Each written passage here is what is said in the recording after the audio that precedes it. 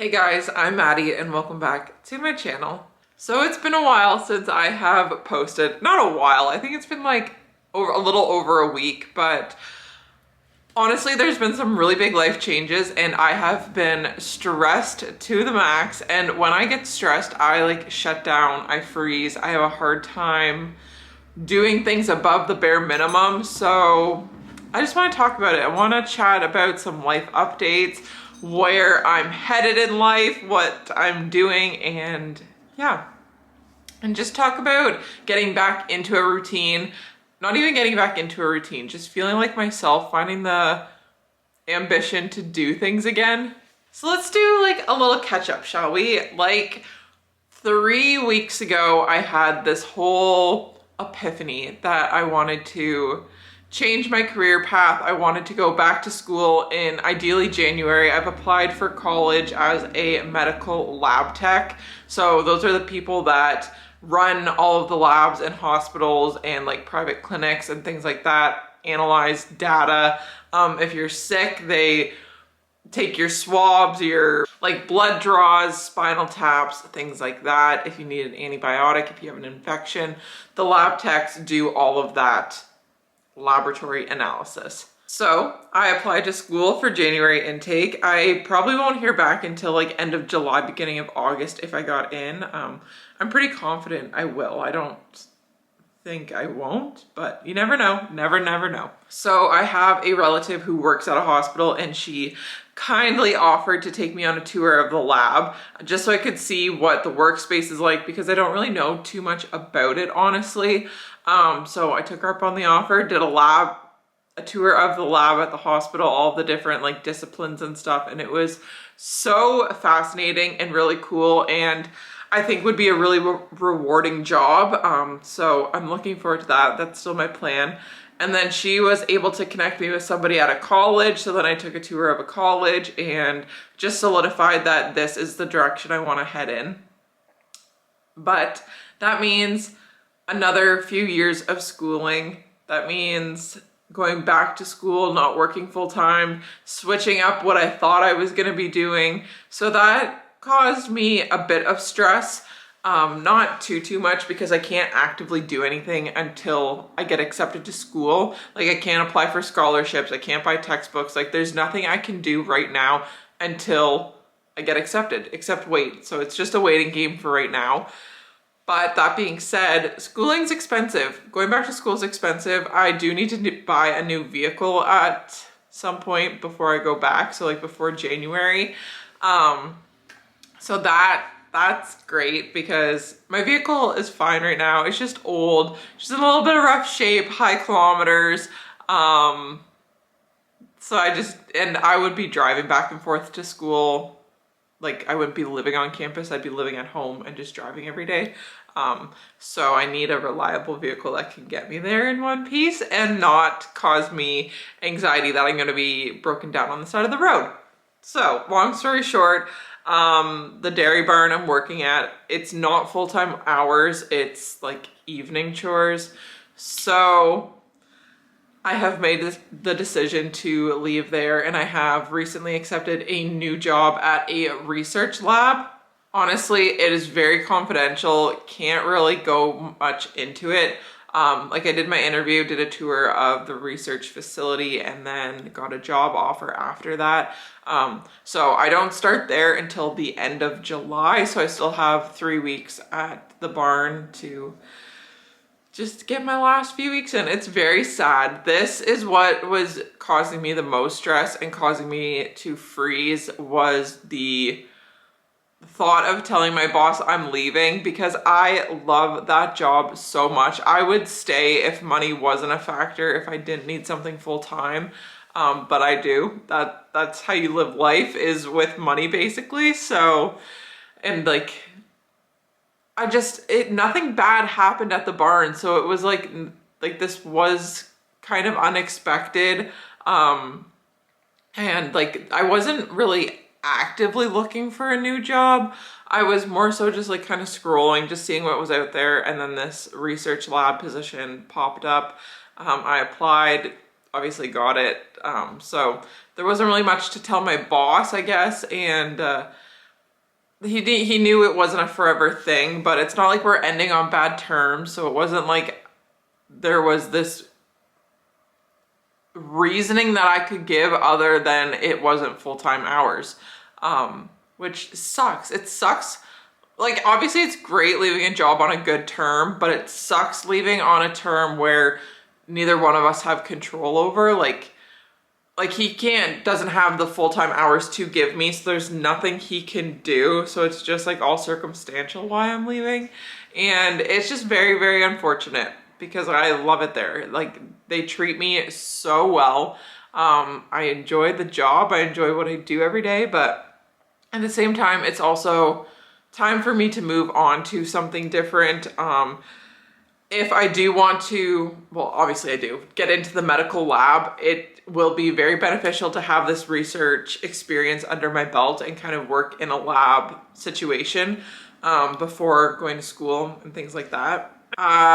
When it comes to doing stuff like this, and I know I need to do something hard or difficult, I shut down. Like, I literally will just sit on the couch and scroll my phone. I have got this stack of books that I was just gonna go through at the end of this video, but I have not been reading because I don't know why. It's just easier for me to sit down on my phone to numb out and scroll. Like, I can't focus on anything because all I can focus on is doing this big hard thing eventually.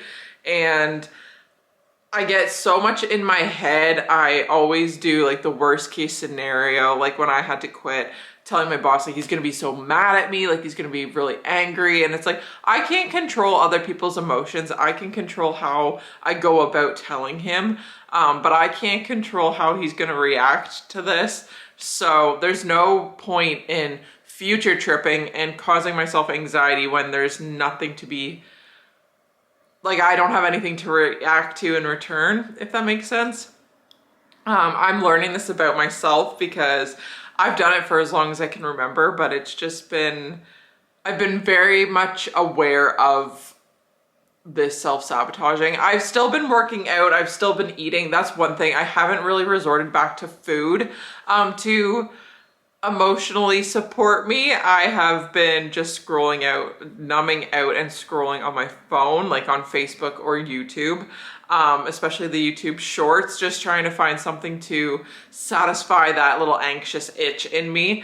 But my eating has been on track, so I'm very proud of that because I'm working really hard on working out, seeing some physical changes, and if I were to resort back to the food, that would undo all of the hard work I've put in to also emotionally overcome the binge eating. Not just like for the physical repercussions, but also the emotional, because when I binge eat, it makes me feel like even more like shit. And yeah, I guess that's basically all of the big stressors in my life I wanted to talk about. But also with the freezing, I haven't been posting any videos. I posted, I think my last one was like journaling, and I've been pretty good about journaling every morning, just getting even like a few sentences out and then listing 10 things I'm grateful for. Just puts things into perspective a little bit, like that I am safe, everything is okay, this is life, life changes, life happens. Now it's time to get a big girl job, as much as I wish I could stay just doing evening chores. But yeah, it's just not an option. So when I get stressed, a lot of my passions kind of fall to the wayside. I don't always reach out to people in my life as much. I just kind of isolate myself and freeze. I don't really keep up with my laundry or cleaning my room. And yeah, I just find it really easy to sit on the couch and do nothing to avoid all other responsibilities. I make it sound really bad. It wasn't actually that bad. I just don't like being alone with my own thoughts sometimes when I get like this, because then that's all I can hyperfixate is doing the hard thing. So listening to a lot of podcasts, watching a lot of YouTube videos, having a movie on in the background, and I just kind of get myself so uptight into a little ball. Last night I had just totally vegged out on the couch, watched a couple movies, wasn't on my phone at all. Took off my Apple Watch so I didn't get any notifications, so I could really just focus and be in the moment. I don't want to use the term dissociate, but it's kind of dissociating when I get stressed because I just want to distract myself with other people's lives and avoid the responsibility in my life. But I'm aware of it. I am conscious that I do this, but yeah, I'm trying not to. I'm trying not to do it so much, and I just want to do a little check-in with you. I guess we'll talk about some of the books I recently got. This has nothing to do with the video, but I really want to not get back into reading. I guess the first book, I think I finished off last week's vlog by talking about reading Matthew Perry's book. I stopped halfway through. I don't know. The more I read his book, the more I struggled with it. And I don't want to speak poorly about him, but he very much flaunted his money and all of the resources he had to help with his addiction. And it just, I don't know. I didn't like his approach to that. Like, I've struggled with addiction, and he's just talking about flying to frickin' like Switzerland like 4 times back to back, and how he spent like $7 million on therapy, and he was very unapologetic about himself. I'll give him that. And the way he talks about women, I was like, so I just X-nayed that. I said, no, thank you. Put it down. I got halfway. This book it's an ARC copy. I got it from my free little library. It's called Cherry Money Baby. It's about like this Hollywood glitz glamour lady and this girl, your average Jane.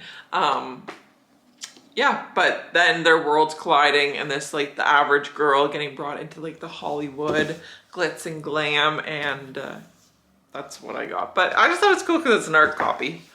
Next book from the free little library is The Perfect Son by Frida McFadden. I think this is like her son is caught up in some sort of murder and like maybe like the prime suspect. Loath to Love You by Allie Hazelwood. I'm a few pages in. I'm like 44 pages in. This is a series of 3 short stories following 3 best friends and their love interests. And the last book, which I am the farthest in, I think I'm like 90 pages in, and that is The Dance of Thieves by Mary E. Pearson. This is a romantasy. I don't know much about it. Like 90 pages in, and we follow this one girl who is like this master thief, and she is out to question this guy who's caused a lot of havoc in this world. And then he comes from like, sorry, there's something in my eyeball. He comes from this high class, not a high class family, I guess. I don't know. He comes from like a kingdom, and then they find themselves in a predicament where they're like chained together. So it's great. Anyways, that's it for this video. It was very rambly, and I don't really know. I just want to post something because today was the first day. I've tried to film. Not even tried. I've wanted to. Like, I've thought about it, but again, I just froze. I'm like, I have nothing to talk about. I don't want to talk about it. I'm just trying to get through my days, trying to get through the things I got to get through. And I have no energy to talk to a camera or to commentate on what I'm doing in my day. I just want to do it. So, from me to you, I hope you enjoyed this video, and I will see you in my next one. Bye!